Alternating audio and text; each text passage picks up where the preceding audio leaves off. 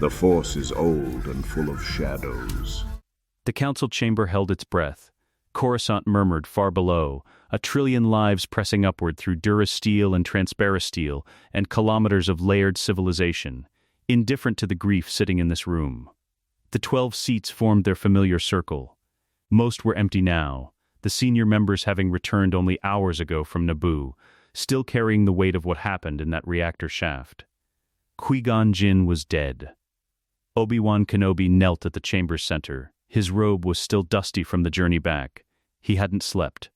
The rawness around his eyes said he hadn't wept either. Not properly, not yet, because grief required space. And there was no space yet. Only this.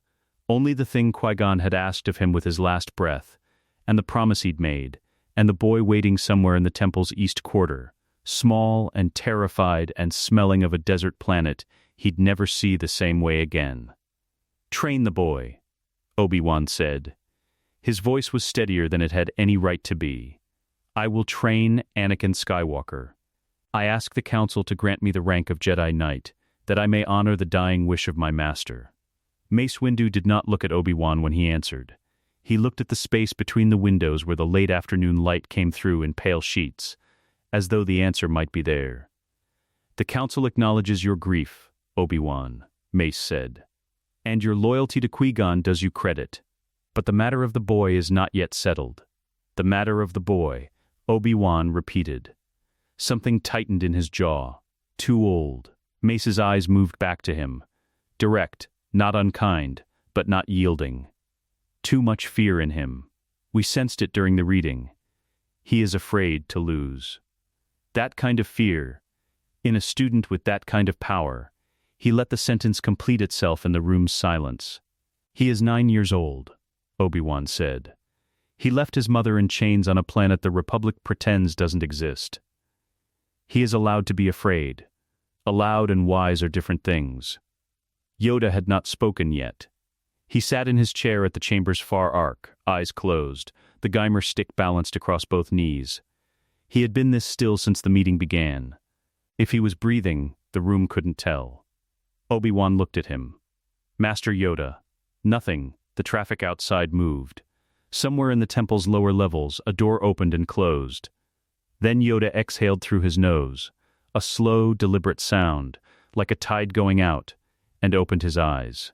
He did not speak immediately. He looked at Obi-Wan with something that wasn't quite sadness, and wasn't quite its opposite, something older than both. "Sense the boy, I did," Yoda said. "In the test chamber. Before the reading. Before the numbers. A pause. A wound he carries, large enough to become something terrible if met with the wrong hand. Then let me be the right hand," Obi-Wan said. Qui-Gon believed many things. Yoda's voice was gentle, immovable, loved him. I did. Wrong he was, on occasion, as all of us are. Mace watched Yoda.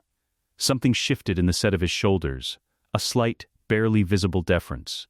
He recognized a decision already made. "You intend to take him yourself," Mace said. Yoda did not confirm it immediately. He looked out the window, at the layers of light above a city that never slept. "Once," he said, "a student I had.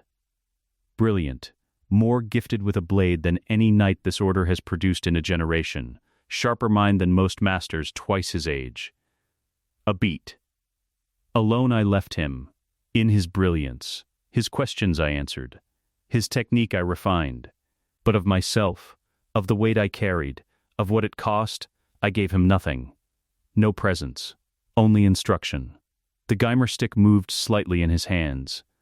Alone he remained, at the peak of his gifts. And in that loneliness, something else found him. The room understood who he was speaking about. No one said the name.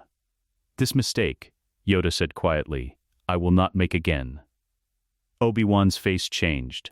The steadiness cracked, not into weeping but into something more complicated, the expression of a man watching a door close on a room he'd already decided to live in. "Qui-Gon asked me." His last words. "Honor them. You can," Yoda said. "Ready for knighthood you are. Obi-Wan Kenobi, a Jedi Knight you shall be. This the Council grants. Here. Now, without ceremony. Because ceremony can wait, and the living cannot. The old master's eyes were kind and absolute. But the chosen one is not a burden I will ask a freshly grieving knight to carry. A grand master's task. This is. Spare you this weight. I will. Carry it myself. I must. The silence that followed had texture. Obi-Wan opened his mouth. Closed it. His loyalty to Qui-Gon's wish was a physical thing in the room, visible in the line of his back, and underneath it, only barely held in check. Something that might have been relief, and hated itself for being relief. He'll need a friend, Obi-Wan said at last. Not just a master, someone closer to his age. He's a child. A friend you will be, Yoda said. A fine one, I expect. Nothing prevents this. Obi-Wan looked at him for a long moment. Then he lowered his head, and the argument went out of him like air from a room, and what remained was simpler and quieter, and something like trust. Yes, Master Yoda, he said. The temple's east residential quarter was designed for visiting dignitaries and recently arrived initiates. Functional rooms with high ceilings and beds too large for the people usually sleeping in them, the walls bare in the way that meant no one had lived here long enough to leave a mark. Anakin Skywalker sat on the edge of the bed. He was 9 years old. His boots were still laced. He hadn't thought to take them off. Hadn't thought about much since they landed, since the funeral. Since standing at the edge of a crowd watching fire consume the body of the man who'd promised him the galaxy made sense. His hands were folded in his lap. He was not crying. He was somewhere past crying, in the gray country on the other side of it, where everything felt like the inside of a stone. He was thinking about his mother, not in an organized way. Just the smell of the shop in the morning, the sound of her voice saying his name, the particular way she weighted the second syllable, like it meant something. The way she hadn't let go of him at the landing pad, and then had let go, because she loved him enough to open her hands even when every part of her was screaming to hold on. He didn't hear the door open. He heard the thump, though, small, distinct, a stick-meeting stone, and looked up. Yoda moved without ceremony. No entourage, no robe of particular occasion. Just himself and the Geimer stick and the slow, unhurried way he crossed a room, as though he'd decided long ago that rushing was a form of dishonesty. He stopped in front of Anakin, considered him. Then, he did something Anakin did not expect. He turned, slowly, with the careful deliberateness of someone who has learned to treat their own joints with patience, and lowered himself onto the bed beside him. The Geimer stick he set aside, a small sound, stick against stone, and folded his hands in his lap, in almost exactly the posture Anakin was already holding. They sat like that for a moment, side by side, two people at the edge of a very large question. "Tell me of her," Yoda said. Anakin looked at him. "Who?" "Your mother." The stone in Anakin's chest moved, just slightly, just enough to let something through. "She fixes things," he said. Then caught himself. She's good at fixing things. She always knew which part was broken, even when you couldn't see it. She'd just put her hands on it. And no. Yoda nodded slowly, like this was important information. "Afraid?" "You are," Yoda said. "Not an accusation. An observation, the way you'd note the weather." Anakin's jaw tightened. The other masters said that too. Said it like a flaw, did they? A pause.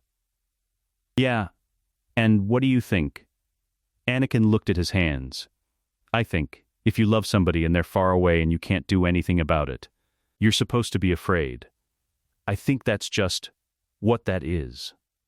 Yoda was quiet for long enough that the city's distant murmur filled the room. "Wrong. You are not," he said finally.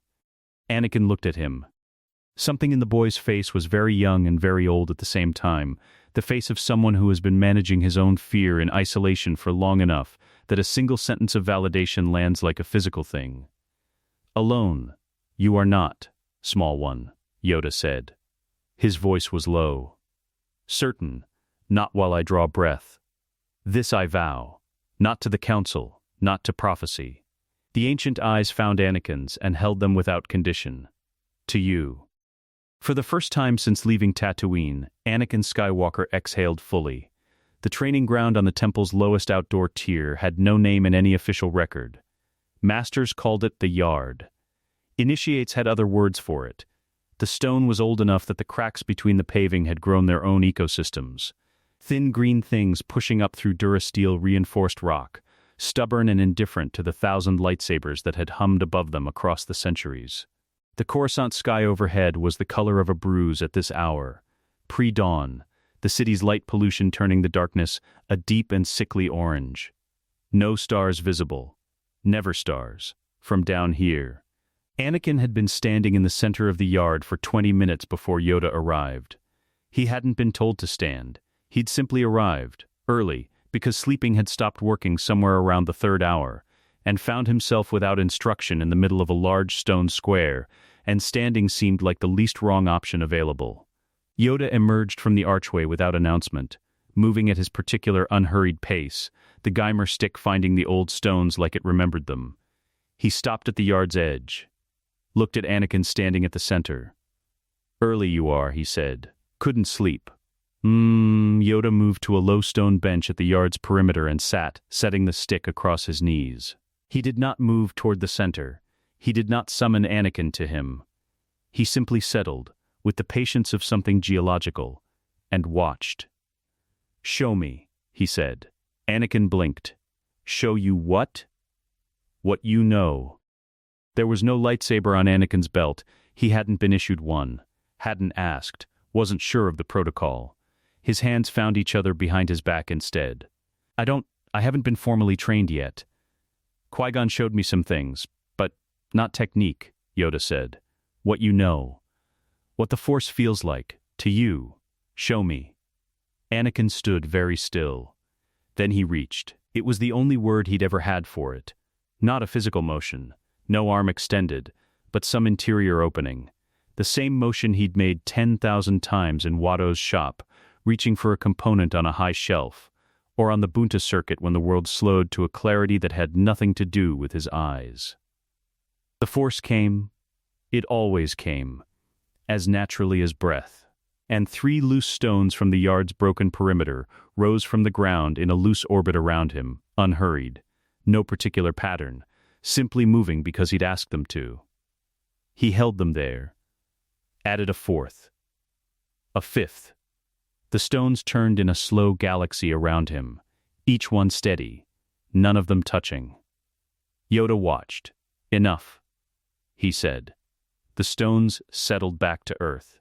Anakin looked at the old master, trying to read the expression and finding nothing legible there. "Tell me," Yoda said. "What were you thinking?" "Just now. I was. Keeping track of each one. Where it was. What it weighed. Afraid to drop one?" The honest answer arrived before the careful one could stop it. "Yes," Yoda nodded slowly. He rose from the bench, took up his stick and crossed the yard, not to Anakin, but past him, to a patch of earth where the paving had buckled and the stone had given way to actual soil, dark and damp where the irrigation systems bled through from the gardens above. He crouched over it, studied it with the gravity of a man reading an important document. "Sit," he said.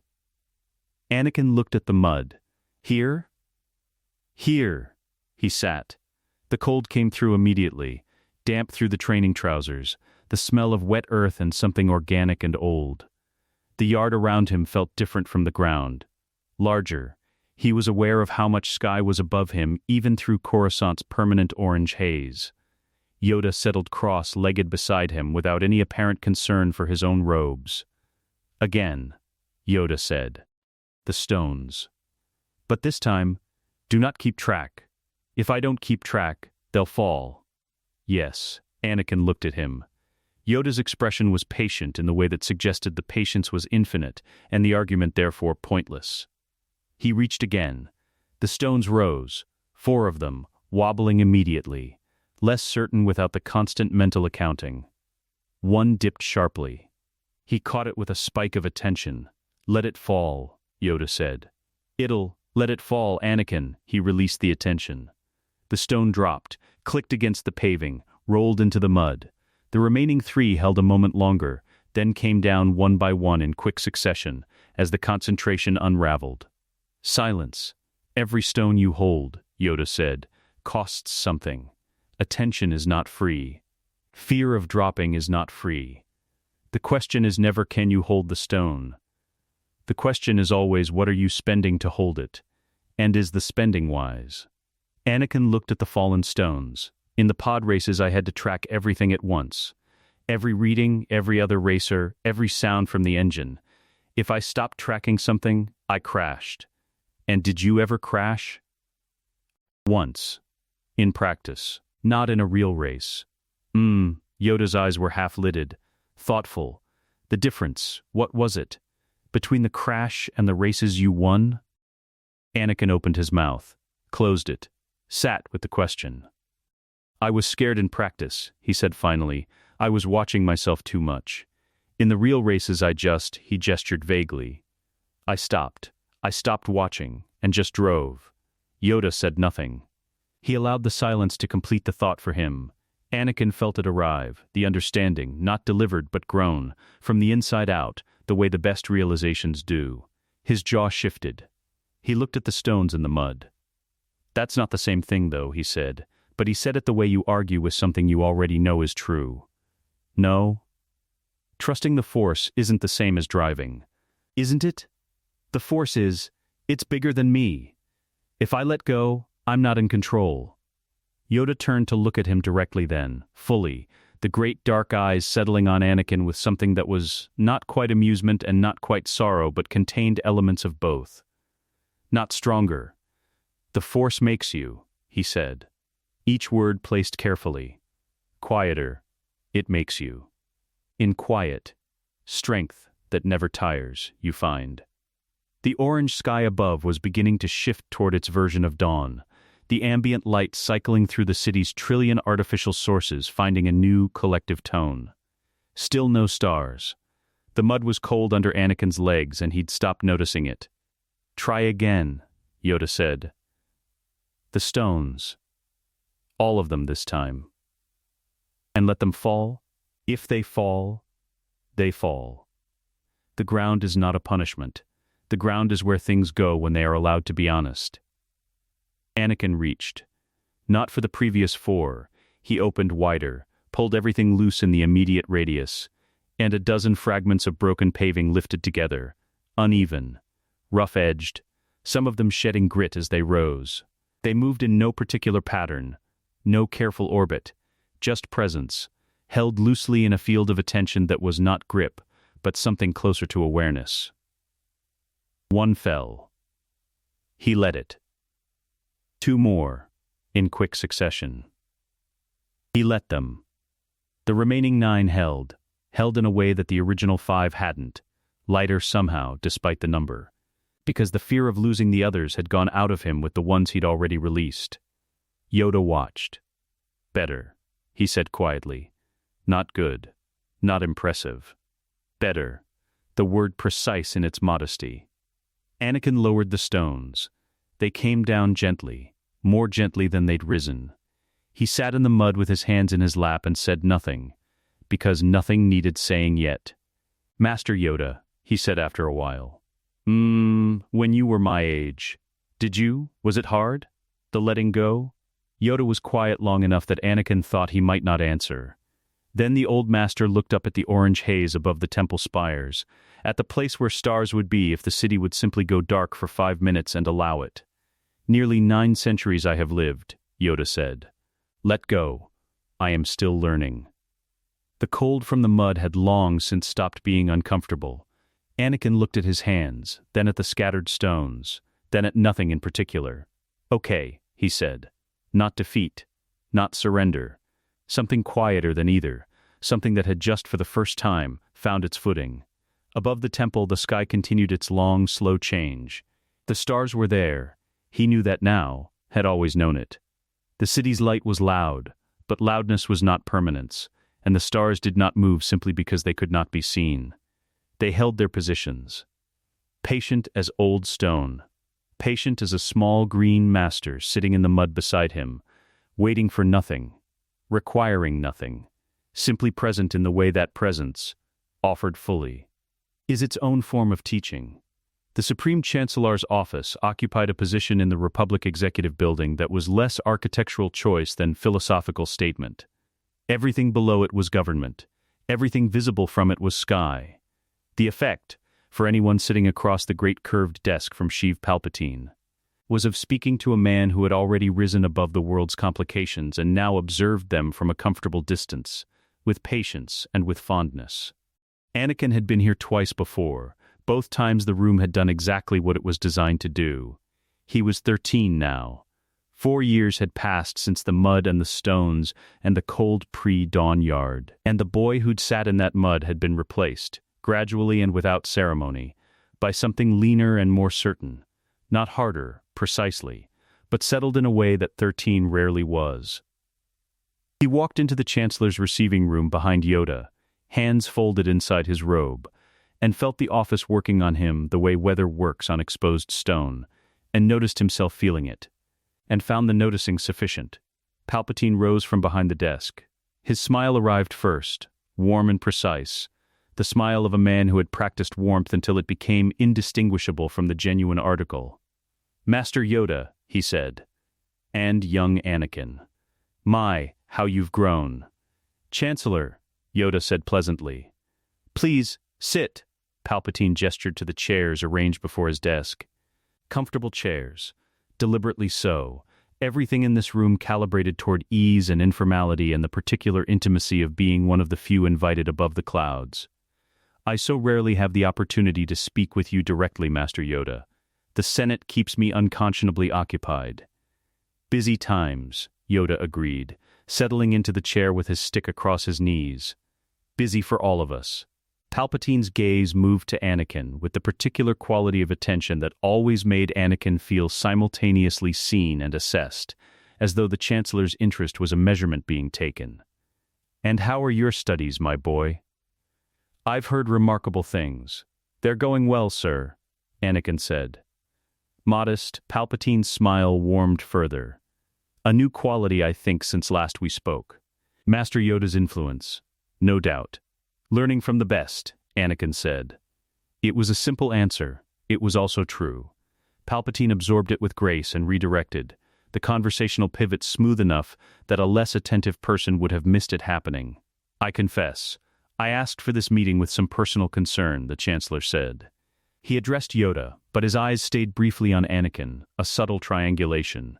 There are those in the Senate who feel the Jedi Council has grown, insular perhaps in its deliberations. The war effort demands coordination, and some feel the Order is slow to provide it. "Concerns noted," Yoda said. "Shared with the Council, they will be." "I only raise it because," Palpatine paused, with the timing of a man who had rehearsed the pause.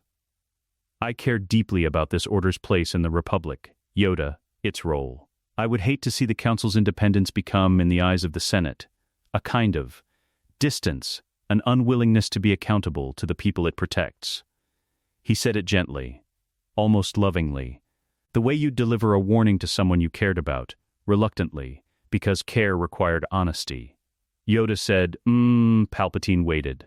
Yoda said nothing further. The silence expanded to fill the available space, which was considerable. Somewhere below the transparent steel windows, Coruscant's midday traffic moved in its endless arterial patterns, indifferent to the 3 people above it. Palpatine's eyes moved briefly to Anakin. An invitation. The kind of conversational space a skilled man leaves deliberately, to see who steps into it. Anakin said nothing. "The Council," Yoda said finally, with the air of a being who has chosen to be generous with his time, accountable always has been. To the Force, and through it, to those the Force binds us to protect. Different from Senate accountability, yes, different is not distant. "Of course," Palpatine said smoothly. "Of course. I would never suggest. You did not," Yoda agreed pleasantly. "Worry, you expressed." "Heard. It is." He tilted his head slightly. "Worry for the Order. Kind of you, Chancellor. Much on your mind, there must be, to spare concern for us as well." Something moved through Palpatine's expression. It moved very quickly, and was gone before it fully arrived, replaced immediately by the warm smile, the collegial ease. But it had been there. Anakin filed it away. The meeting continued for another 20 minutes. Palpatine was gracious, engaged, occasionally funny in the careful way of a man who understood that humor builds trust faster than sincerity. He asked Anakin about his training, which force disciplines, which combat forms, whether the life of a Padawan matched the expectations of a boy who dreamed of Jedi Knights on Tatooine. Anakin answered honestly and briefly. He did not elaborate. When Palpatine's questions created openings for complaint, about restrictions, about the pace of training, about whether a boy of his power might find the Order's careful progressions frustrating, Anakin considered each opening and declined each one without announcing the refusal. He simply didn't walk through them. At one point Palpatine said, with great apparent casualness, "The Council must place enormous demands on your time together, Master Yoda. I imagine young Anakin sometimes finds himself waiting for guidance that the Grand Master's schedule makes difficult to provide." Yoda reached out and patted Anakin's arm once with one three-fingered hand. A light, unhurried gesture. "Together, we find the time," he said. Anakin looked at Palpatine and said, "He came to find me at dawn the other day, just to watch the light change over the lower city. We didn't even talk much. It was the most he'd volunteered in the entire meeting." Palpatine looked at him for a moment with an expression Anakin couldn't quite name, not quite frustration, not quite recalibration, and then the smile returned, genuine seeming and warm. "How lovely," the Chancellor said. They walked back through the executive building's public atrium in no particular hurry, their footsteps echoing against marble floors that had been polished to a reflective depth. Anakin waited until they were clear of the Chancellor's staff, clear of the security checkpoint, clear into the relative privacy of the open thoroughfare, before he said anything. "He was trying to separate us," Anakin said. "Was he?" "Not obviously. But every question he asked me had a gap in it.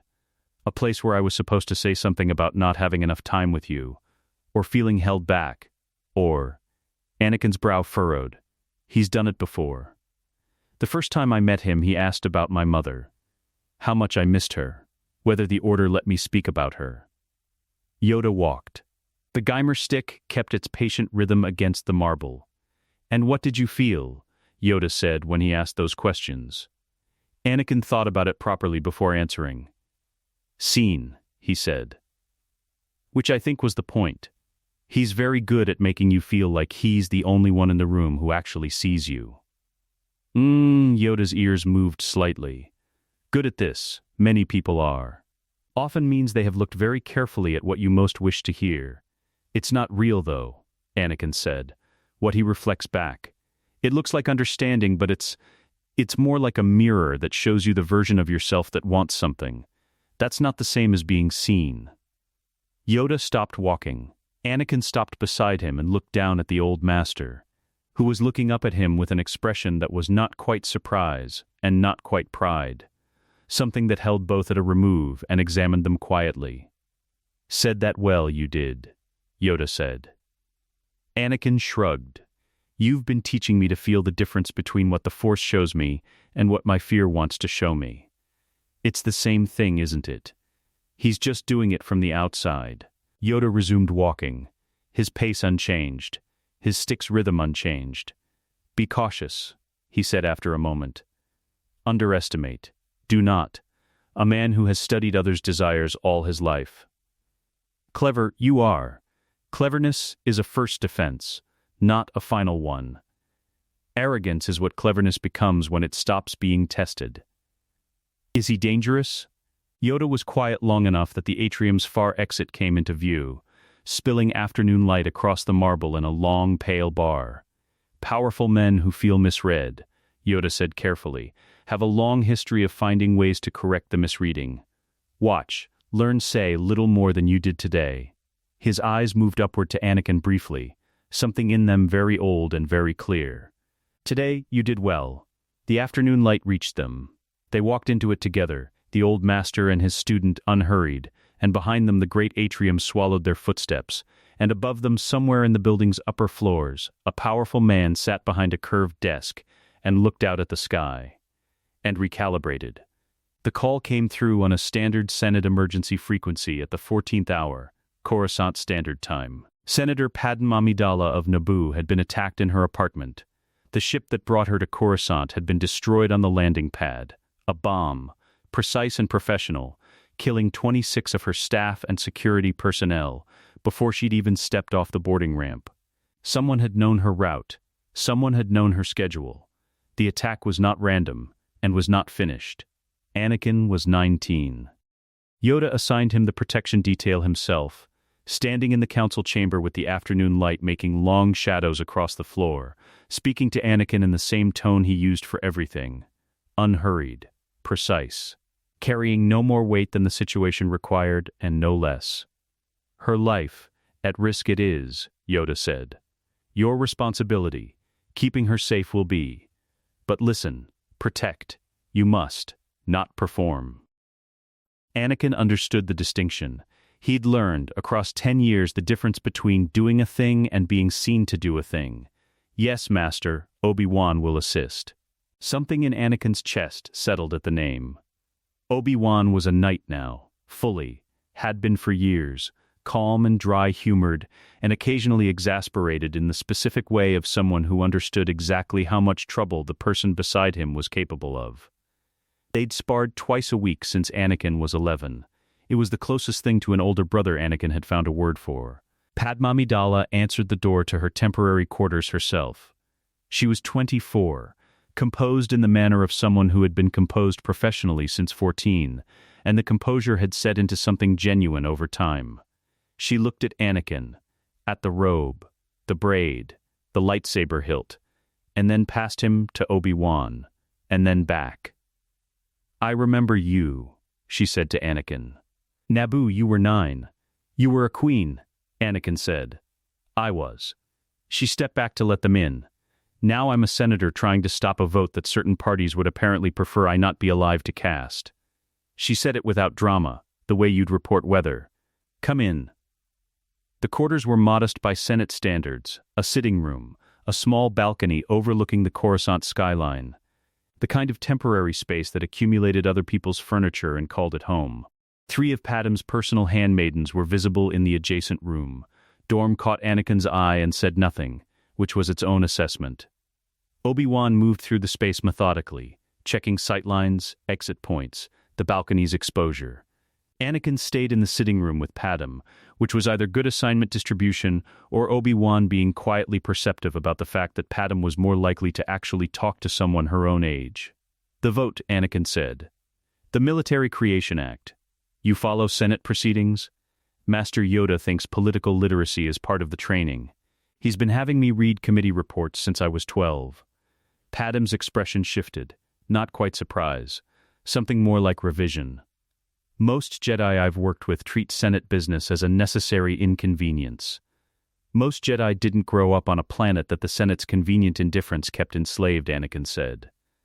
Then, a half-beat later, sorry. That was accurate, Padmé said. Don't apologize for accurate. She moved to the small table near the balcony door and sat. Anakin took the chair across from her, not the one closest to the exit. Obi-Wan had the exits, but the one that put him between her and the balcony. Automatic. He hadn't planned it. The act will pass if I'm not there to vote against it, Padmé said. Which is why someone wants me not there. An army means a war, and a war means someone profits enormously, and the people who profit enormously from wars are rarely found on the front lines of them. Who ordered the attack? If I knew that, she said, I'd be in a very different meeting. The assassin came at the 3rd hour past midnight. Anakin was not asleep. He'd developed, over 10 years of Yoda's pre-dawn training sessions, a relationship with the early dark that was less wakefulness than a different quality of attention, the world simplified by night into its essential information, sound and force sense, and the temperature of the air. He felt the window before it opened. Not a disturbance, more like a held breath in the force, something that was working hard to have no presence, which was itself a kind of presence if you knew what the absence of something felt like. He moved from his position near the door to the bedroom threshold in 4 steps, and had his hand on Padmé's shoulder before the window mechanism engaged. Get up, he said quietly. Now, don't speak. She was awake before he finished the sentence. a quality he noted and filed away, and on her feet without asking why. The window opened. 2 Kohuns entered, pale, segmented, sinuous, the kind of creature whose silence was biological rather than trained, evolved across millennia to be the last thing a sleeping person never heard. They moved along the wall with the unhurried certainty of animals that had never needed to hurry. Anakin reached out with the Force and stopped them both mid-motion. He held them suspended in the air, one in each hand of his attention, legs still cycling uselessly against nothing. They were alive.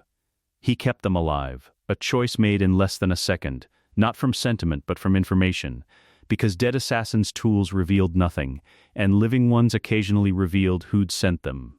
He brought them together, held them against the wall, pinned like specimens, and looked at Padmé. "Don't look at them," he said. "Look at the window." She looked at the window. A shadow on the outer ledge, the assassin who'd released the creatures, watching to confirm the kill, adjusting to the situation's failure. The shadow moved, began to pull back. Anakin crossed the room in 3 steps, hit the window release, and went through. The ledge outside was 40 centimeters wide and dropped to a 300-meter fall that terminated in a traffic lane. The assassin was already moving, scaled and quick, a Claudite, a changeling, currently female, scrambling toward an airspeeder hovering at the building's corner. He jumped. Not down. Across, Force-assisted, the gap between the ledge and the speeder something a body shouldn't be able to cover, and then he was on the speeder's hood with both hands gripping the forward sensor array, wind tearing at him, the city's depths scrolling below. The speeder lurched. The Claudite shoved at him, desperate. He held on. Above, from the window he'd exited, a figure dropped. Obi-Wan, who had heard the window and done the math, and arrived at the roof level just as the speeder banked hard, taking both of them into the Coruscant traffic lanes at speed. The pursuit lasted 11 minutes. It ended when Anakin pulled the speeder's control column out of its housing, with a force pull that should not technically have been possible from his position on the exterior hull, and the Claudite, deprived of steering, took the vehicle down to the nearest traffic level through sheer self-preservation instinct, and landed badly outside a nightclub in the entertainment district. Obi-Wan arrived 40 seconds later with the expression he reserved for situations that had technically succeeded and were also deeply unnecessary. He looked at Anakin. He looked at the crashed speeder and the dazed Claudite. "You went through the window," Obi-Wan said. The window was open. She was 3 steps from the emergency comm. 4 steps, Anakin said. I counted. Obi-Wan pinched the bridge of his nose in the way that meant he was not actually angry, only performing the outer layer of it for structural reasons. Then, his mouth did the thing it did when something was actually funny, and he decided not to reward it. They handed the Claudite to Republic security before dawn. Her name was Zam Wessel. She was contracted. The contractor's name she didn't give was silenced before she could. A dart from the shadows, fast and final, the kind of precision that said her employer had been watching and had known the moment she'd become a liability. Anakin stood over her body in the empty street as the city shifted into its morning frequencies and felt the case's edges, the planning required, the resources, the patience, the network. This was not one person's vendetta. He looked up at the sky, at the orange haze beginning its daily shift toward something that would never quite become daylight. "Tell me," Obi-Wan said beside him, "what you feel." Anakin thought about it the way Yoda had taught him, not reaching for a conclusion, but sitting with what was actually present and letting it show its shape without assistance. "Something large," he said, "and old, and very patient." He paused. "And not finished."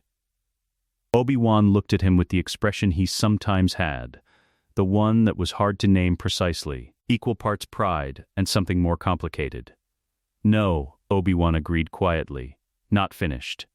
The dart was still in Zam Wessel's neck. Saber dart, specific manufacture, distinctive design. Anakin crouched over it and looked without touching, a single piece of a puzzle whose edges he couldn't see yet. He would find them. The thought arrived without urgency, without fear. Patient as a boy, sitting in old mud, learning to let things fall. Geonosis announced itself through smell before the ship's sensors confirmed arrival. Iron and heat and something older underneath both.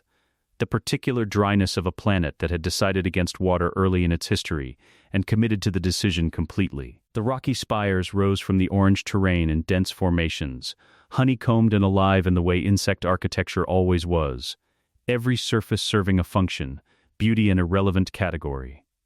Anakin sat in the co-pilot seat and looked at it and thought about Tatooine. Same color sky, different quality of hostility. Obi-Wan's signal had been clear for approximately 40 seconds before it cut off. The message had been enough. Geonosis, separatist leadership, Dooku, droid foundries, clone army confirmed, and then nothing. The frequency going still in a way that meant either capture or worse, and Anakin had felt the silence of it in his chest like a physical fact. Yoda sat behind him in the transport's main cabin. He had not spoken since they left Coruscant's atmosphere. His signal, Anakin said. Still nothing. Alive, he is, Yoda said. Feel it. I can. How confident alive, Yoda repeated, with the tone that meant the question had been answered to the degree it was going to be. Anakin checked the descent angle and let it go. The arena was already occupied when they arrived. 200 Jedi had landed ahead of the main Republic forces, a response to a distress signal that had gone out through channels Anakin only partially understood. Masters dropping Senate meetings, Padawans pulled from training rotations, the Order assembling with a speed that said certain contingencies had been planned for. The arena floor was a wide expanse of pale sand ringed by towering stands where Geonosian spectators had been, until recently, enjoying the executions. The executions had not gone as planned. Mace Windu stood at the arena's center with a lightsaber in his hand, and the particular posture of a man who had already decided how the next 60 seconds would go. Around him the sand held evidence of the preceding minutes in the form of droid wreckage, and the particular stillness of machines that had stopped receiving instructions. Obi-Wan was alive. Chained to a pillar, arm wounded, present and conscious, Anakin felt the specific quality of his aliveness across the Force, and the tightness in his chest rearranged itself into something manageable. They were not, however, finished. The foundry doors opened. The sound came before anything else, the rhythmic grind of heavy locomotion, the particular percussion of armored feet on stone in numbers that turned individual footsteps into weather.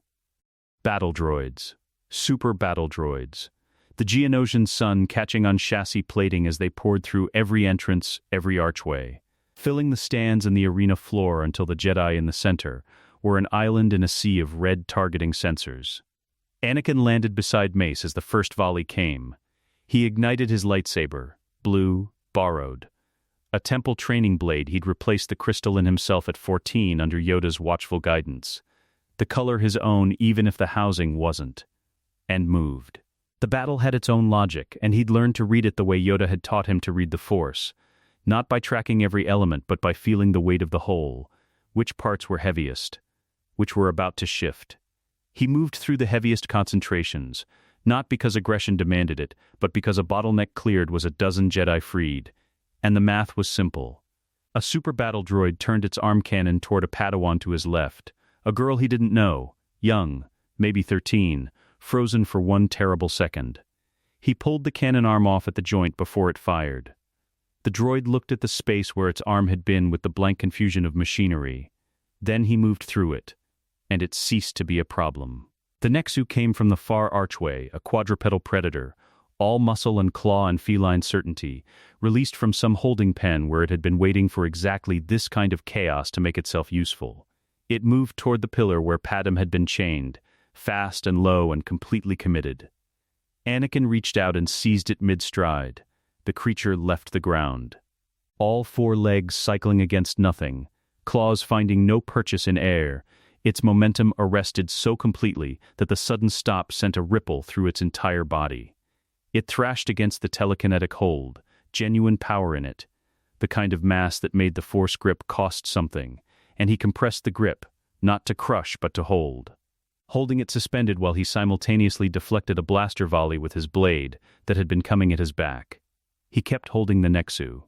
He turned, lightsaber moving in economical arcs, 3 bolts redirected in sequence, and the Nexu was still off the ground, still held, because releasing it required a decision, and he hadn't made that decision yet. Then Padmé was clear of the pillar, freed by one of the clone troopers who'd arrived with the Republic transports, moving fast toward the relative safety of the arena's far side, and he made the decision. He set the Nexu down. Not roughly. He placed it on the sand with something that was not quite gentleness, but was the opposite of violence. And it crouched there for a moment in pure bewildered animal confusion, then turned and ran for the foundry entrance with the urgency of a creature that has decided this was not its fight. Obi-Wan, freed now, appeared at his left with a replacement blade, and the look of a man composing a significant observation that he was saving for a calmer moment. "The Nexu," Obi-Wan said. "It went that way," Anakin said. "You didn't kill it. It was scared," Anakin said. "And it wasn't who sent it." The arena battle resolved itself in the way large battles do, not with a single decisive moment but with a cumulative shift in the weight of it, one side's certainty eroding until the arithmetic of the situation became undeniable. The droid forces fell back. The clones secured the perimeter. The Jedi who had survived gathered in the arena's center with the particular quiet of people who had been very close to dying and were still processing the distance. Count Dooku was gone. He'd been here. Anakin had felt the specific quality of his force presence the way you feel a cold current in warm water, distinct and old and deliberate. And now, he wasn't. The absence recent enough to still have a shape. Yoda stood at the arena's edge near the foundry entrance, still, both hands on his stick. He had not been in the arena during the battle. He'd gone somewhere else. Anakin had felt this too. The old master's presence moving away from the arena at speed, following something. Anakin crossed to him. Yoda's expression was the one Anakin had learned to read over 10 years of close observation, the one that looked like nothing and contained everything, the face Yoda wore when he was deciding how much of what he was carrying needed to be shared. "Dooku," Anakin said. "Gone," Yoda said. "A ship. Fast, you found him." "Found him." A pause. "Let him go." Anakin said nothing for a moment. The sun was moving in the orange sky, pushing the arena's shadow toward the far wall. "Why?" Yoda looked at the foundry entrance for a long time before answering. "Once my student he was," he said. "Brilliant, the most gifted swordsman this order produced in a generation. And in him I feel still something. Not good, not yet. But not entirely gone. He was quiet. A prisoner he would have been today. Captured, not turned. The difference matters." Anakin thought about that. About the distinction between ending something and allowing it to remain open. "You think he can come back," he said. "Think, too strong a word." Hope, Yoda's ears lowered slightly. A luxury, maybe. An old master's indulgence. He turned to look up at Anakin with eyes that were tired in a way they very rarely were. Mistakes of the past, closed doors they need not be, but open doors cut both ways. The clone troops were moving through the foundry now, securing the remaining droid manufacturing infrastructure. Somewhere in the Senate, the Military Creation Act had already passed. The war had voted for itself before the first battle was finished. Obi-Wan approached from behind. His arm had been field-dressed, the wound minor. His expression carrying the particular energy of someone who has a great deal to report and is waiting for the right moment to begin. Anakin looked at Yoda for one more moment. "When we find him again," Anakin said. "Dooku, what do we do?" Yoda considered the question with the seriousness it deserved, the way he always did, taking no shortcuts in the space between hearing and answering. "What we should have done," he said quietly, long before Geonosis. "We listen. And then we decide, with clear eyes, not old guilt." He tapped his stick once against the stone floor. Clear eyes. Anakin, always. The orange sun continued its work overhead. The sand held the shapes of what had happened here. The marks of boots and blades and the brief, panicked flight of one very confused large cat, and it would hold them until the wind came, which on Geonosis came often. Then it would be smooth again. As though none of it had happened. As though everything was still ahead. The proposal reached the Jedi Council in written form first. This was deliberate. Yoda had learned, across 9 centuries of institutional life, that ideas requiring genuine consideration fared better when they arrived on the page before they arrived in the room. When people had time to sit with the discomfort of a new thing before being asked to respond to it in front of their peers, where pride made honest reconsideration expensive. The document was 4 pages. Anakin had written 3 of them. Yoda had written 1, at the end, which was the one that mattered most. It proposed an amendment to the Jedi Code's prohibition on attachment, not an abolition, not a rewriting. An amendment, careful, specific, drawing a line between the attachment that enslaved and the love that sustained, arguing that the Order's centuries-old conflation of the two had produced not serenity but suppression, and that suppression was not the same as mastery, and that the difference between them was visible in the Order's own history if anyone cared to look directly at it. Anakin was 19. He sat in the outer waiting area of the council chamber while the masters deliberated inside. His hands folded, his breathing even. Through the closed doors he could hear nothing specific. The chamber was well insulated. By design, but he could feel the shape of the conversation through the Force, the way you feel the weather through stone walls. Warm in some places, resistant in others. Mace Windu was resistant. Anakin had expected this. He waited. Padmé found him there. She moved through the temple corridor with the quiet efficiency of someone who knew the building's geography well enough to navigate it, without looking like she was navigating. A quality she'd developed over 3 years of visiting. Initially for security briefings and later, gradually, for reasons they had both been carefully not examining too directly. She sat beside him on the bench without preamble. "How long?" she asked. "3rd hour," Anakin said. She absorbed this. Padmé processed information the way she did everything, quickly, thoroughly, without visible distress at the results. "Mace is the obstacle. He's not wrong to be cautious," Anakin said. "The code is 900 years old. You don't amend it over one afternoon. You don't amend it at all, in his view. He'll come around." Padmé looked at him with the expression she sometimes wore, the one that meant she was deciding whether to say the next thing or the thing after it. "You're very calm about this. Master Yoda says calm is what you choose when the outcome is uncertain, and anxiety won't change it. Master Yoda says a great many things. He's usually right." She was quiet for a moment, looking at the corridor, the stone and the light, and the particular geometry of a building that was old enough to have absorbed centuries of people's silences into its walls. "If it doesn't pass," she said, "then we figure out what comes next," Anakin said. "The document doesn't disappear if they vote it down. The argument is already made. Arguments have their own momentum once they exist." Padmé looked at him. Something in her expression shifted, subtle but real, the look of a person hearing something true said plainly, and recognizing the plainness as a gift, rather than a performance. "Anakin. I need to tell you something." He looked at her. "I've known for a while," she said, with the precise care of someone selecting words that can bear significant weight. "About how I feel. About you." A beat. Not uncertainty, she was not an uncertain person, but the particular pause of someone choosing honesty over safety because they've decided safety isn't worth its cost. "I'm not asking anything. I'm not. This isn't an ultimatum or an appeal to whatever the council decides in there. I just think you should know, regardless of everything else, that..." The chamber doors opened. Yoda emerged first, which was not usual. He typically let others precede him. His emergence first meant he had things to say before the room dispersed. He looked at Anakin. Then, at Padmé. His expression did a small, quiet thing that was not quite a smile and was not quite anything else. "Come," he said to Anakin. "Both of you." The council chamber was not empty, but it was less full than it had been. Several masters had departed through the rear entrance, which meant the formal deliberation was concluded and what remained was the smaller conversation, the one that happened after the vote, when the vote was close. Mace Windu stood at the window. His back was not quite to the room. Yoda moved to his chair and settled into it with the ease of someone returning to a familiar weight.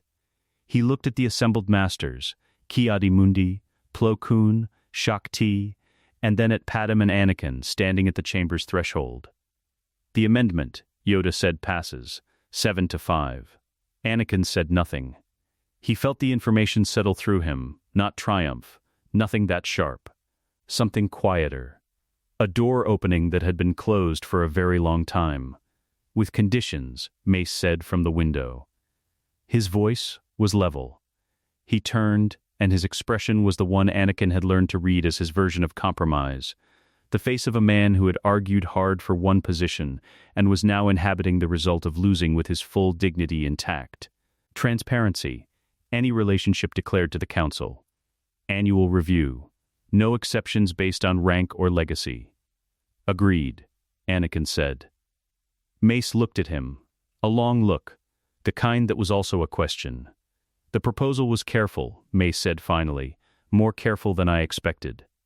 The historical argument, he paused, chose the next words with evident precision. The historical argument was not easily dismissed. Coming from Mace Windu, this was a sentence that had traveled a considerable distance to arrive. Master Yoda contributed significantly, Anakin said. 1 page, Yoda said mildly. Yours were better. Plo Koon's voculator made a sound that might have been amusement. Ki-Adi-Mundi examined the middle distance with diplomatic focus. Padmé stood very still in the way she stood still when she was containing something large. Anakin was aware of her the way he was always aware of her, with a peripheral precision that had nothing to do with his eyes and everything to do with the particular frequency her presence occupied in the Force, distinctive as a voice print. He looked at her. There's something else, he said, that she needs to tell me. And I think I need to tell her something back. Yoda's eyes moved between them. The something that was not quite a smile returned. Clear the chamber, Mace said, in the tone of a man who has already done the math and would prefer to be in a different room. He moved toward the rear exit with the purposeful stride of someone choosing professional dignity over witnessing whatever came next. The other masters followed, in the specific silence of people exercising great collective tact. Yoda did not move. Anakin looked at him. Master, Yoda said, and looked at the ceiling with the expression of a very old being examining the architectural details of a room he had sat in for centuries, finding them suddenly very interesting. Anakin looked at Padmé. She looked at him. What I was going to say, she said, before the doors opened. I know what you were going to say. You don't. Actually, I know how it started. She almost smiled. The almost was doing significant work in her expression, containing a great many things that had been waiting a long time for a room to be safe enough to exist in. It started, she said carefully, with a boy who was too honest. On Coruscant. When I was trying to get him to complain about his training, and he just wouldn't. I wasn't going to lie to Palpatine on your behalf, I know. The almost smile arrived fully, briefly, that was when. Anakin was quiet for a moment. He looked at his hands, the habit from the yard, not to examine them, but because looking down created a half-second of privacy in which to find the words that were true rather than the ones that were easy. The code is amended, he said. Not the feeling. The feeling has been there. He looked up, longer than the code has. Padmé held his gaze with the steady directness she brought to everything. Senate votes. Assassination attempts. Difficult truths. What do we do with it? She asked. Yoda's voice came from his chair where he was still examining the ceiling with great apparent interest. Declare it, he said simply. To the Council. Per the conditions. A pause. Already done, one might argue, given who was present. Padmé looked at the small green master with an expression combining exasperation and something warmer than exasperation. You planned this, she said. Planned, Yoda said, with the specific innocence of someone who had planned extensively. Strong word. His ears moved. Arrange the conditions in which honest things could happen. This, perhaps. The afternoon light through the chamber windows moved as Coruscant's orbital position shifted, painting the stone floor in a slow, warm change. Anakin looked at it. Then, at Padmé. Something that had been held for years, not suppressed, not denied, but waiting with the patient confidence of something that knew it would eventually find its moment, settled into its proper place. No fear underneath it. just the thing itself. Clean and clear and entirely real. The inhibitor chips were Padmé's discovery. Not through espionage or battlefield intelligence, through paperwork. 3 years into the Clone Wars, she had been cross-referencing military appropriations against Republic Medical's supply requisitions for a Senate Oversight Committee. The kind of procedural work that most senators delegated entirely to staff, and that Padmé did herself, because she had learned early that the most dangerous things hid in the columns that nobody checked. The discrepancy was small. A recurring order for a specific type of biotech implant, neurological, precision manufactured, expensive. Routed through a shell contractor with no listed Republic contract number, billed against a defense budget line item that technically didn't exist. The amounts were not large enough to flag automated auditing systems.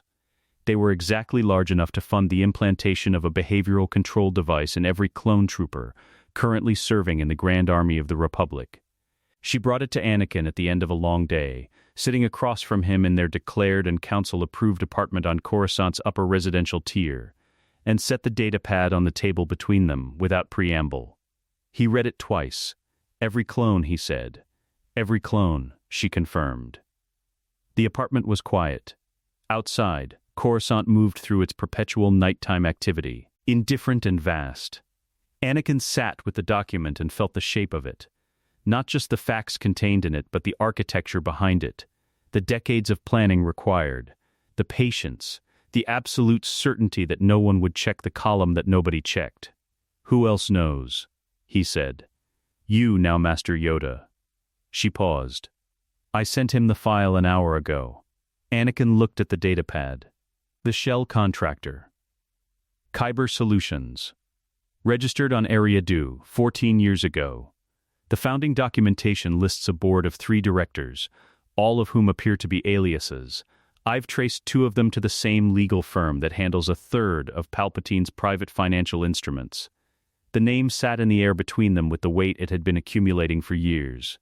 Anakin set the datapad down. He was thinking in the way Yoda had taught him, not reaching for a conclusion, not moving toward action until the full shape of the thing had presented itself. The chips. The contractor. The financial connection. The timeline. 14 years. Before the Battle of Naboo. Before the separatist movement had a name. Before the war that the chips were designed to conclude. He built both sides, Anakin said.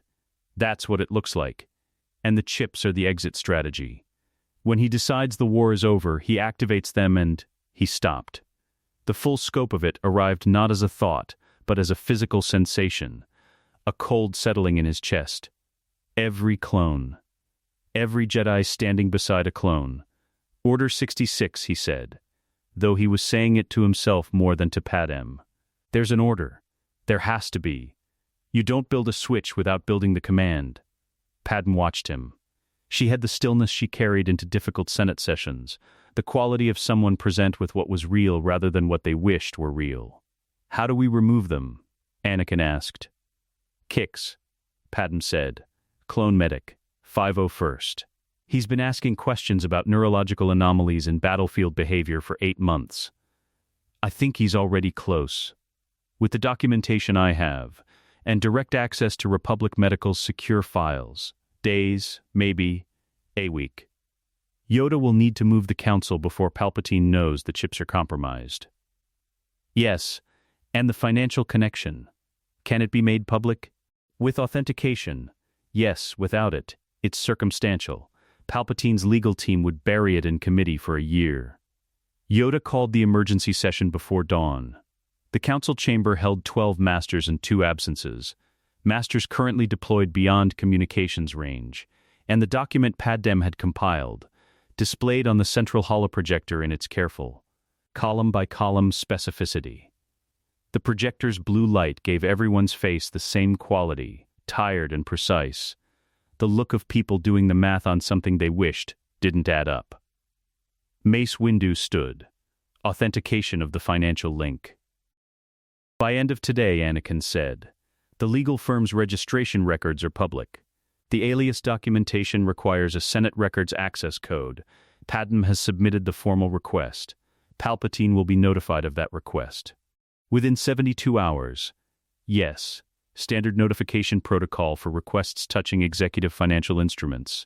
Then we have 72 hours, Mace said, in the tone of a man converting shock into operational thinking because the alternative was not useful. Less, Yoda said. Move, we must, before the request triggers his awareness. Authentication first. Chip removal, immediate, before he understands the chips are known. Then the Council meets with the Senate Oversight Committee directly, bypassing the Chancellor's office. That's constitutionally unprecedented, Ki-Adi-Mundi said. Unprecedented, Yoda agreed. And correct. Two different things. The room absorbed this.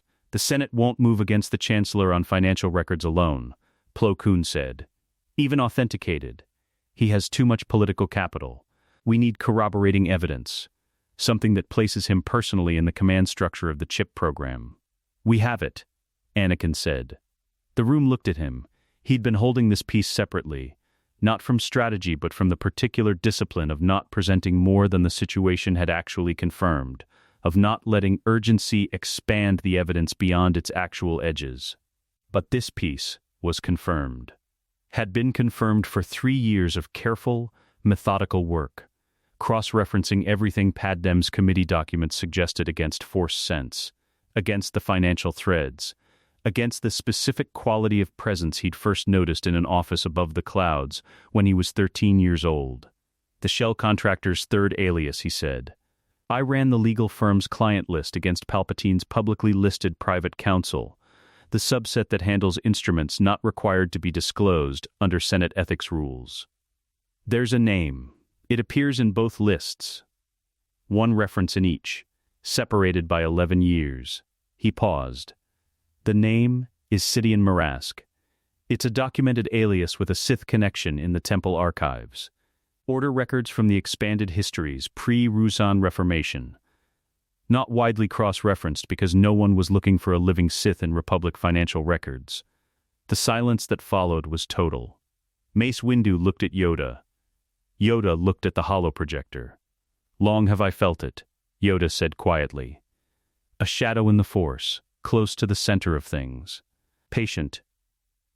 Old. His eyes moved around the room. Proof in the Force is not proof in the Senate chamber, but proof on paper, combined with what the Force confirms. This is actionable. We move on the chips today, Mace said. Today, Yoda agreed. Kix worked for 11 hours straight.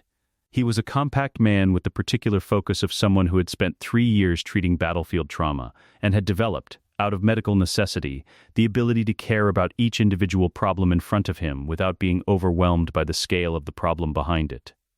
Anakin sat with him in the Republic Medical Facility's secure wing for the first 2 hours. Not to supervise, but because the clone troopers of the 501st trusted Anakin in the specific way that soldiers trust the commander who has stood where they've stood. And that trust made the procedure, the small, precise removal of a device none of them had known was there, less frightening than it might have been. Rex went first. He sat in the medical chair with the straightness of a soldier and the stillness of a man who had made his peace with things being done to his body in the line of duty, and Kix's instruments found the chip in 40 minutes, and its removal took 12.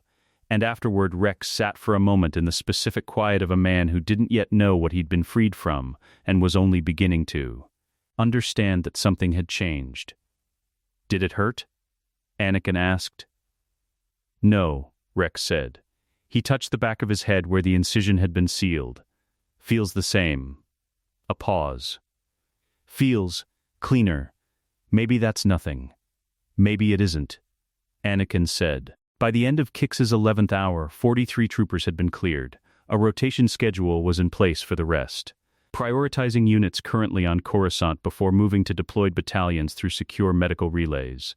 Anakin stood outside the facility in the late Coruscant evening and felt the size of what was moving, the chips being removed piece by piece, the Senate records request working its way toward authentication, somewhere across the city Palpatine sitting in his office, with no knowledge yet that the columns nobody checked had finally been checked. 72 hours. He breathed. The city's noise rose around him, familiar and immense, and underneath it, or behind it, or inside it, in the place where the Force lived below the surface of all observable things. Something very old felt, for the first time, like it was moving toward its end. Not finished yet, but the shape of the finishing had become visible. He held that knowledge without grasping it, the way Yoda had taught him to hold anything that mattered, present with it, committed to it, but not clutching, because the thing you clutch is the thing you've already begun to lose. Then he went back inside. There was still work to do. The authentication came through at the 3rd hour past midnight.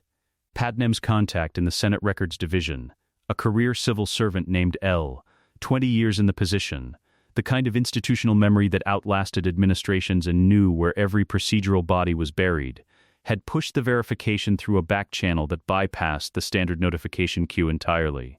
Legal, barely, the sort of legal that required knowing exactly which rule existed and which gap beside it did not. The authenticated documents landed in Padmé's secure terminal at 0314 hours. She forwarded them to Yoda and Mace simultaneously. By 0330, the Council's emergency subcommittee had them. By 0400, Senator Bail Organa of Alderaan. Trusted. Careful. The kind of man whose reputation was clean enough to make him useful in exactly this kind of situation, had been woken, briefed, and had spent 20 minutes reading in silence before saying, simply, that he was in. The Senate Oversight Committee session was scheduled for 0900. At 0412, Palpatine's office received the standard notification that his financial instruments had been the subject of a Senate Records authentication request. 56 minutes of lead time. Anakin was at the temple when Yoda called him. He hadn't slept. He'd been in the training hall, not sparring, just moving.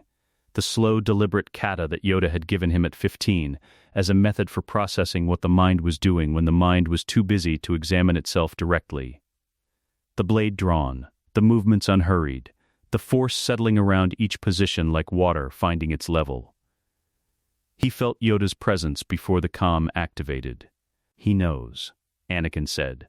Informed he has been. Yoda said through the comm. Come now, the council chamber at pre-dawn held a different quality than its daytime self. The city's ambient light through the windows was lower, the shadows in the curved room deeper, the 12 seats forming their circle in the half-dark like something older than the institution they represented. 7 masters were present. The others were participating through secure holographic relay, their blue-edged forms standing in the empty chairs, faces intent. Mace stood at the chamber center with a datapad. He looked like a man who had made a series of calculations and arrived at a result he found unpleasant and entirely correct. He's moving, Mace said. 3 things in the last 40 minutes. His private security detail doubled.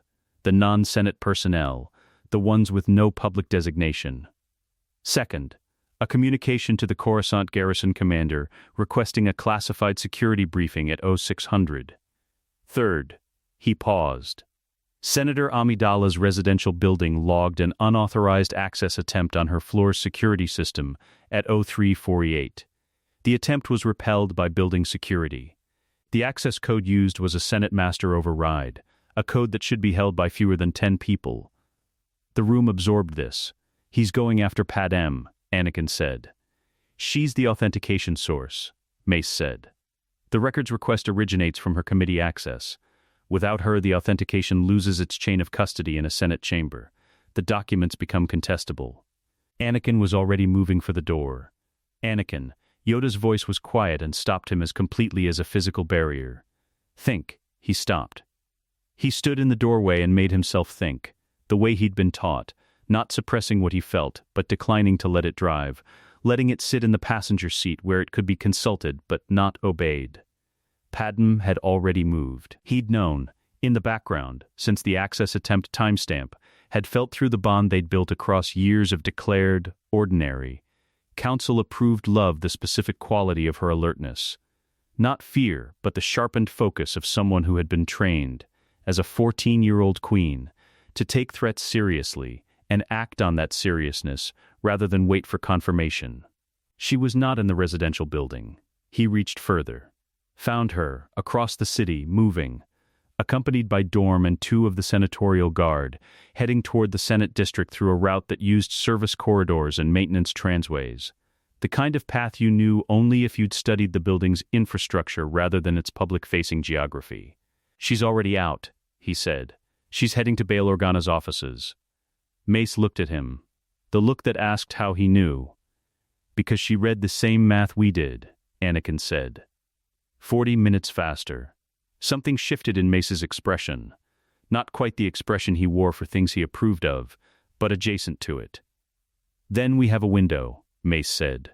"If she reaches Organa with the authenticated documents before Palpatine's security reaches her, and before he can invoke emergency executive powers to delay the committee session, he will invoke them," Ki-Adi-Mundi said. "If he has the Senate garrison commander in place by 0600, he has the legal mechanism for a security-justified session suspension. Then the committee meets at 0800, Bail Organa's holographic form said, from one of the empty seats. His voice through the relay was steady. "I can accelerate the session. I have 3 committee co-chairs who owe me a considerable number of procedural favors. We meet before he has his garrison commander briefed." The room did the math. "Do it," Yoda said. Organa's form nodded and dissolved from the relay. Palpatine did not wait for 0600. At 0517 his private guard, 12 personnel in non-designated armor, the kind that carried no unit insignia and therefore no accountability, moved through the Senate district in 2 groups. The first group headed for the Records Division to physically secure the authentication files. The second group headed for Padmé's last known location. They found neither. The Records Division's physical archive had been transferred to Bail Organa's secure office at 0430. A transfer that was entirely legal under committee evidence protocols, and that no one had thought to prevent because it had never been done before, at 0430 in the morning. Padmé reached Organa's offices at 0522, slightly out of breath, with the documents and her security detail, and the specific expression of a woman who has just navigated 4 kilometers of maintenance corridors in senatorial attire, and found it entirely worth it. At 0545, Palpatine arrived at the Senate building. Anakin felt his arrival from across the district, not because it was loud in the Force, but because it wasn't.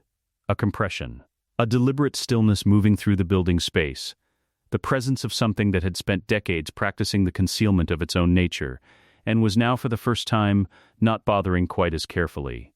He was at the Senate's private executive entrance when Anakin and Yoda came through the main atrium. The 3 of them arrived at the corridor's intersection within seconds of each other, not planned, or perhaps planned by something larger than any of them, and stopped. The corridor was empty of other people. The building's environmental systems hummed. Somewhere above them, the Senate's vast chamber waited for its 0800 session. Palpatine looked at Anakin. The avuncular warmth was gone, not stripped away, not collapsed, but set aside with the deliberateness of a man putting down something he no longer needs to carry. What remained underneath it was something Anakin had felt in the Force for years, and was now seeing for the first time with his eyes. Older than the Chancellor. Colder than politics. The face of a thing that had been patient for so long that patience had become its primary texture. "My boy," Palpatine said. The words were the same words he'd used for years. The voice carrying them was not. "Don't," Anakin said quietly. Palpatine looked at him for a long moment. The calculation behind his eyes was visible now, not hidden, not performing. Moving through options with the speed of a mind that had spent 5 decades doing exactly this, and had learned to do it very fast. Then he looked at Yoda. The calculation stopped. Not from defeat, from recognition. The recognition of a man encountering the one variable his model had never successfully incorporated. The one presence in this galaxy that his particular toolkit had no instrument for. "You've been watching me," Palpatine said to Yoda. The warmth was entirely gone from his voice now, replaced by something stripped and exact. "For how long?" "Long enough," Yoda said. The silence between them held the weight of it, the decades of Palpatine's patience on one side, and on the other, 9 centuries of a different kind of patience entirely. Then Palpatine's hand moved. Smooth and fast, the practiced motion of someone who had rehearsed this particular transition 10,000 times in private, the robes falling back, the lightsaber appearing in his hand as though it had always been there waiting. The blade ignited. Red, ancient, the color of something chosen rather than assigned. He looked at Anakin. Not at Yoda, at Anakin, with the expression of a man deploying his last real asset. "The Jedi have lied to you," Palpatine said, his voice dropping to the register Anakin had never heard in 20 years of careful manipulation, unmasked, direct, the voice underneath all the other voices. "Everything you are, everything you've become, they made you into a weapon and called it wisdom. I can show you what you actually are." Anakin looked at him. The words found nothing to catch on, not because he didn't hear them, not because they weren't constructed with genuine skill. They were, the product of 20 years of patient study, targeted with a precision that would have worked on the boy he might have been. But he was not that boy. He was 19 years of mud and stars and stones falling and being allowed to fall, of a small green master sitting beside him in the dark and asking about his mother without flinching at the answer. "I know what I am," Anakin said. Yoda stepped forward, unhurried, both hands on his stick until they weren't. "Waited a long time for this. Anakin has not," he said quietly, his eyes on Palpatine with the absolute, ancient clarity of something that has finally arrived at a destination it has been moving toward for longer than most civilizations exist. "Waited a long time for this, I have." The red blade burned in the corridor's half-light. And held. The lightning came without preamble. No speech. No final declaration. Palpatine's free hand rose, and the Force tore through the corridor in a torrent, not the measured tactical discharge of a duelist testing range, but everything. All of it at once. The accumulated power of a Sith Lord who had spent 50 years feeding on fear and had an ocean of it left to spend. The corridor's transparent steel shattered. The overhead lighting exploded in a cascade of sparks and darkness. Wall panels buckled inward, durasteel folding like paper in a fire. The force pressure alone should have driven both of them to their knees. Anakin stepped into it. Not away. Not sideways. Forward. One step into the full current of the lightning, both hands open at his sides, palms out. And the Tudaminis opened in him the way a door opens when you stop holding it closed, the way breath returns when you stop trying to breathe, and simply let the body remember what it knows. The lightning hit him. Every muscle in his body registered it. Not pain, not exactly. More like the memory of pain without the suffering attached. The way you remember a dream that frightened you, but cannot make yourself afraid of the memory itself. The current moved through his hands, up his arms, distributed through the field of the force he held around himself, the way water distributes through soil, finding every channel, moving without resistance, because resistance was what lightning fed on, and he had none to offer. He absorbed it. The corridor stopped shaking. Palpatine stared. For the first time in the entire encounter, for possibly the first time in decades, the calculation behind his eyes stopped moving. Not because it had found its answer. Because it had encountered a result outside the model. Yoda moved. He did not leap. He did not perform. He simply acted. With the directness of someone who has been waiting for exactly this opening, and has known precisely what he would do with it for longer than the Senate building had been standing. The Geimer stick was gone, set aside somewhere in the first second of the lightning, the hands now free, and the force moved through the corridor in a different register entirely. Not Palpatine's consuming torrent, but something geological, patient, the power of something that had been accumulating for 9 centuries and had never once been spent in anger. The floor beneath Palpatine's feet buckled. Not violently, precisely. A 6-centimeter depression in durasteel flooring, targeted, removing his planted stance without warning. Palpatine shifted, the reflexes of a master duelist compensating automatically, and in the half-second of that compensation Yoda pulled the corridor's structural supports on the left wall inward, not enough to collapse the ceiling, but enough to remove Palpatine's angle, his sightline, his retreat vector to the left. Palpatine took the right corridor angle. Yoda had already removed it. The battle was not loud. This was the thing that would have surprised an observer expecting spectacle. The two most powerful Force users in the Senate building were rearranging the physical space around Palpatine, with the quiet certainty of mathematicians working a proof. And the proof was, you have no room left. Palpatine unleashed the blade. He was extraordinary with it. This was simply true, observable. the product of a century of genuine mastery. And the Crimson Arc came at Anakin with the speed of someone who had trained in 10 forms and transcended all of them into something personal and entirely his own. Anakin met it, not with aggression. His blade came up and the contact point held. And he felt through the locked blades the full weight of Palpatine's power pressing down, the strength of it, the fury underneath the control, the thing that wanted to overwhelm, and he did not push back. He received it. The way a deep root receives a storm. Present, grounded, offering no surface for the force to catch on, the pressure flowing around him rather than against him. And Palpatine's eyes above the locked blades registered the wrongness of it, the absence of the resistance he was designed to overcome. Palpatine broke the lock and stepped back. Repositioned, the lightning again, a shorter burst. Targeted. Looking for a gap in the two Taminis. Anakin absorbed it again. The second absorption was easier than the first. The third, easier still. Each time the current entered him it had less to catch on, the fear channels it traveled finding themselves increasingly, methodically empty, not suppressed, not closed, but genuinely clear, the product of 19 years of being, taught that the absence of fear was not achieved by fighting it, but by replacing it with something more fundamental.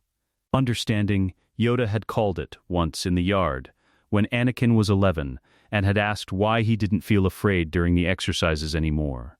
Not the absence of fear. The presence of something larger. Palpatine was breathing hard. This, too, would have surprised an observer. The Supreme Chancellor, the hidden Sith Lord, the architect of a war designed to reshape galactic civilization. Breathing hard in a corridor at 0600 in the morning, his angles gone, his lightning being absorbed, the one student he'd spent 20 years cultivating standing in front of him unmoved. Impossible, Palpatine said. Not to anyone. The word escaped him the way words escape people when the mind exceeds its own capacity for silence. Anakin said nothing. He had accumulated enough, in the 3 absorptions, that the next step was available. He felt it the way you feel a held breath becoming untenable. Not urgency, just completion. The natural next movement, in a sequence that had been building since the first bolt hit. He extended both hands. The released current was not what had entered him. Something happened in the absorption and the holding. The fear charge that Palpatine's lightning carried, the suffering compressed into its generation, the dark side architecture of it, metabolized, converted, the way the body converts what it takes in. What came back out was force energy, clean, without the fear signature. A measured and precise discharge aimed not at Palpatine's body but at his lightsaber hand. The weapon left Palpatine's grip. It hit the buckled corridor wall and skittered into the depression in the floor and lay there. Palpatine stood without his blade. His free hand still held charge. The dark side was not exhausted in him, would not be, likely ever entirely. But the room had nothing left for him. Yoda had removed every angle. Anakin held the space between them. He went to his knees. Not in surrender. In the specific exhaustion of a thing that has been operating at maximum for too long and has run past the edge of what can be sustained. His breathing was ragged. The mask of the Chancellor was entirely gone, had been gone since the corridor.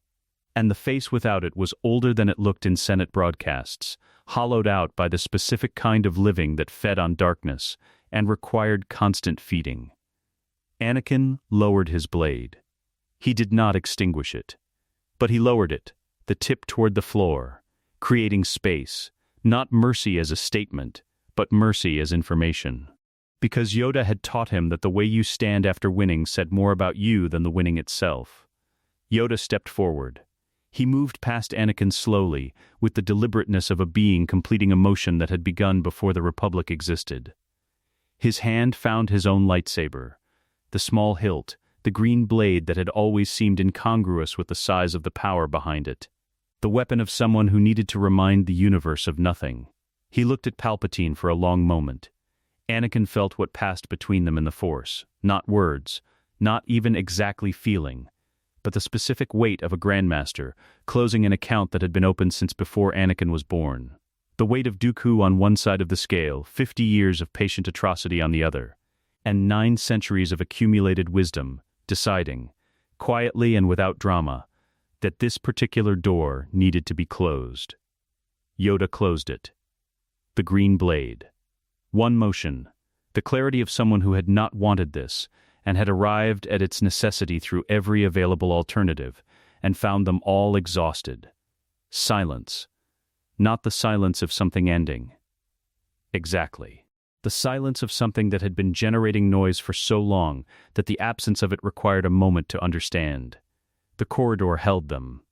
Anakin and Yoda and the morning coming through the broken transparent steel in pale, early bars of light. The first real light. Not the orange haze, but actual dawn beginning somewhere above the city's artificial luminescence. The sun indifferent to the Senate building below it and its contents, doing what it did every morning. Anakin looked at Yoda. The Grandmaster stood with his eyes closed. His breathing was even. His hands had returned to their resting position, the blade extinguished. The stillness of his posture the same as it had been in the council chamber, in the yard. In every room Anakin had ever occupied alongside him across 19 years. Still, present, entirely himself. Something passed between them without language, the kind of communication that existed only between people who had spent enough time together that words were one option among several, and not always the most precise one. Anakin exhaled. It was a long breath. The kind that releases something that had been held not for minutes or hours, but for the specific duration of knowing a thing was coming and waiting for it with all of yourself, present to the waiting, committed to the arrival. Done. The corridor's broken lighting made patterns on the floor. Outside, through the ruined transparent steel, Coruscant was beginning its morning. The city cycling through its artificial dawn, the trillion lives below them moving through the first moments of a day that would be ordinary for almost all of them, without any knowledge of what had happened in this particular corridor at this particular hour. Anakin looked at the city. He thought about a boy sitting in mud at pre-dawn, failing to hold stones, learning to let them fall. The stones were still there. The fear was not. The Republic did not collapse. This surprised people who had expected it to, who had built their political identities around the assumption that Sheev Palpatine was the load-bearing wall of the entire structure, that removing him would bring the ceiling down. What they discovered instead was that institutions built across centuries of genuine democratic function retained their shape when the person corrupting them from the inside was removed. The way a tree retains its form after a parasite is cleared, damaged in places, requiring attention, but fundamentally itself. The Senate Oversight Committee session began at 0900, as scheduled. Bail Organa presented the authenticated documentation with the composed precision of a man who had spent the preceding 3 hours reading it until he could speak its contents without looking at the page. The committee chamber was full. The galleries were full. Word had moved through the Senate building the way significant word always moved, faster than official channels, slower than rumor. Arriving at most desks approximately simultaneously with the documented evidence, and therefore impossible to dismiss as speculation. The session lasted 9 hours. At the end of it, the committee voted to refer the matter to a full Senate inquiry, with interim executive authority distributed to a council of 5 senior senators pending the inquiry's conclusion. The vote was not close. Order 66 was noted in the inquiry documentation as a classified activation protocol, discovered, neutralized, never executed. The inhibitor chips had been removed from approximately 60% of active clone troopers before Palpatine became aware of the operation. The remaining 40% were cleared within the following week, through the rotation schedule Kix had established. Carried out now openly, and with full Republic medical authorization. No clones were harmed in the process. This mattered to Anakin in a way he didn't try to articulate to anyone except Padmé, who understood without requiring the articulation. Yoda formally stepped down as Grand Master in a ceremony that he insisted on keeping small. He did this in the council chamber on a morning 3 weeks after the corridor, with 7 masters present and no public announcement scheduled until after the fact. He had written a brief statement, 2 paragraphs, which for Yoda was considerable length, citing his 900 and odd years of service, the changed shape of the galaxy, and the Order's need for leadership that was not carrying the specific weight of what the Grand Master's role had accumulated across his tenure. He nominated Obi-Wan Kenobi. There was a silence in the room when he said it. Not a surprise silence. The Masters had sensed it coming, in the way things that are inevitable make themselves felt before they are announced. but the silence of people absorbing the rightness of something, the particular quality of a decision that reoriented the past as well as the future. Obi-Wan was 37, young for a Grandmaster. He stood in the chamber and received the nomination with the expression he wore when something moved him, and he was choosing to be moved by it quietly, in the way he did everything important. Without performance. In the private register. "I made a vow in this room," Obi-Wan said, 19 years ago, on my knees. It was the right vow for the wrong assignment. "Right vow," Yoda said. "Right assignment now." His eyes moved briefly to Anakin, standing at the chamber's edge, something in them warm and precise. Full circle. Things come. The ceremony itself was brief. The council spoke the formal words. Obi-Wan received the Grandmaster's acknowledgement and the specific weight that came with it, and absorbed both with the grace of someone who had been preparing for responsibility his whole life, while managing to seem like he was simply responding to circumstances. Afterward, in the corridor, he stood beside Anakin in the particular quiet of two people who had run out of the need to fill silence. "How does it feel?" Anakin asked. "Terrifying," Obi-Wan said pleasantly. "You?" Anakin considered. "Good," he said.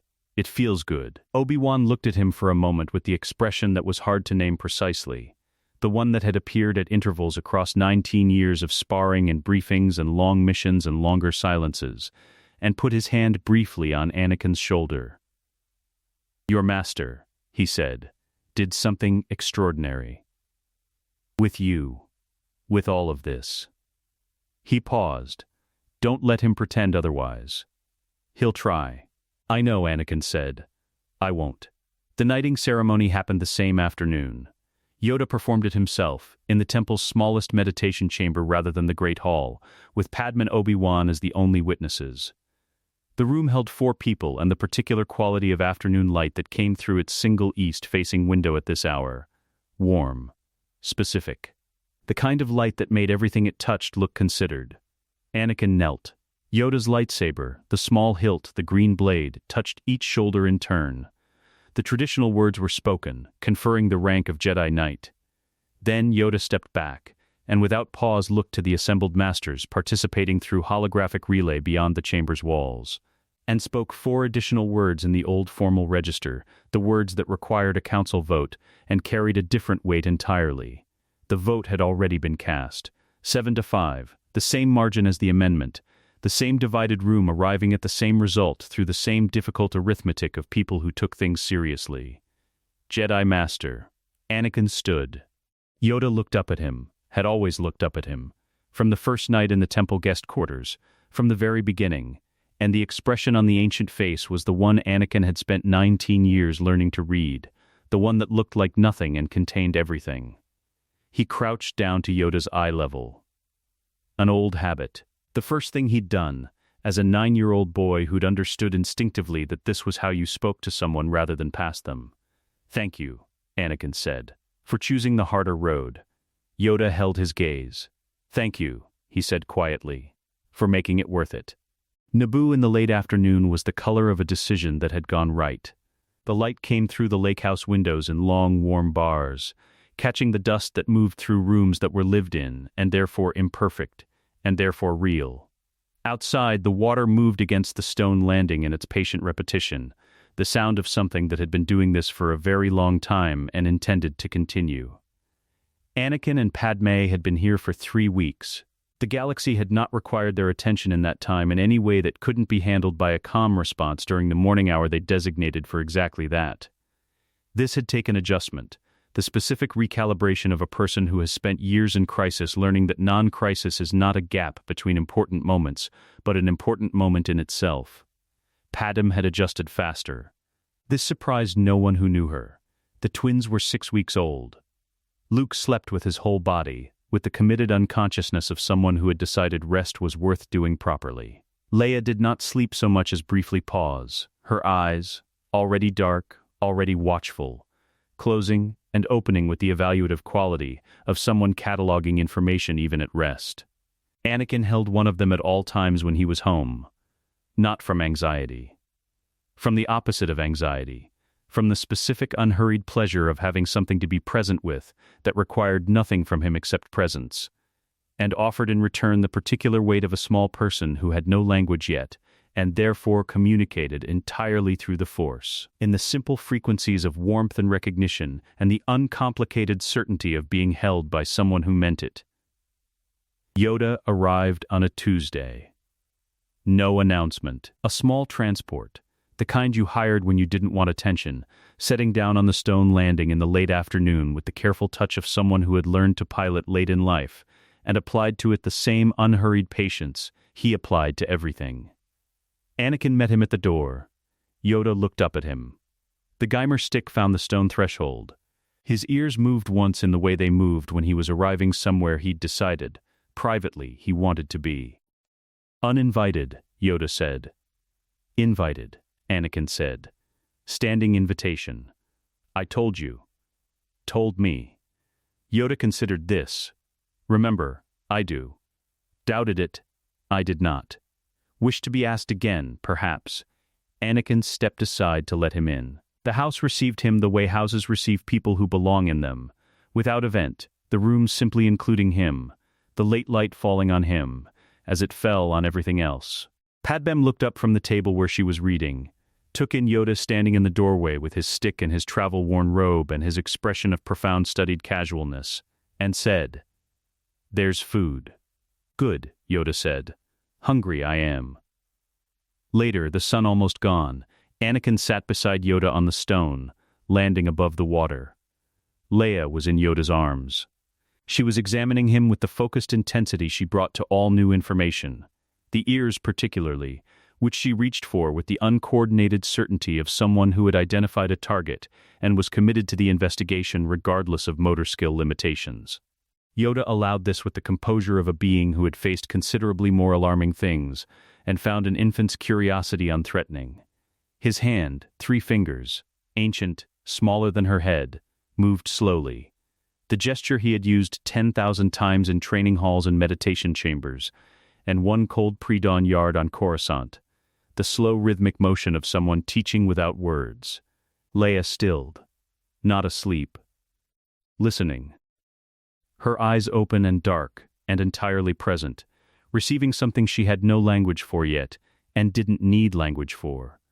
The way you don't need language for warmth, or for the particular quality of being known. Anakin watched. He thought about a boy who had left his mother on a desert planet, and arrived in a temple full of strangers and found, in the smallest and oldest of them, something he hadn't known he was looking for. He thought about mud and stones and the orange haze above Coruscant that never quite became darkness, and never quite became light. He thought about the corridor, and the lightning, and the long breath afterward. He thought about what Yoda had said, once, in the yard, when Anakin was 11 and the morning was cold, and neither of them had spoken for a long time. "The stars are there," Yoda had said. "The city's light is loud, but loudness is not permanence." Above the lake, the Naboo sky was doing what the Coruscant sky never managed, clearing, genuinely, the last of the day's color, giving way to actual dark. The dark that required no adjustment and made no apology, the dark that was simply the condition under which stars became visible. They were visible now. All of them. Countless, patient as they had always been, holding their positions across distances the mind declined to fully process, burning in the specific silence of things that had been burning long before anyone was watching, and would continue long after. Anakin looked at them. Beside him, Yoda's slow rhythm continued, Leia's small breathing, even and unhurried. The water below finding the stone and releasing it, finding it and releasing it. This, he understood, was what balance felt like, not the dramatic equilibrium of forces held in check against each other, not the exhausted stillness after conflict, something quieter than both, the ordinary, specific, unremarkable texture of a life that had been met with patience instead of politics, and presence instead of distance, and love that had never been required to hide itself in order to survive. A boy's fear, met with the right hand.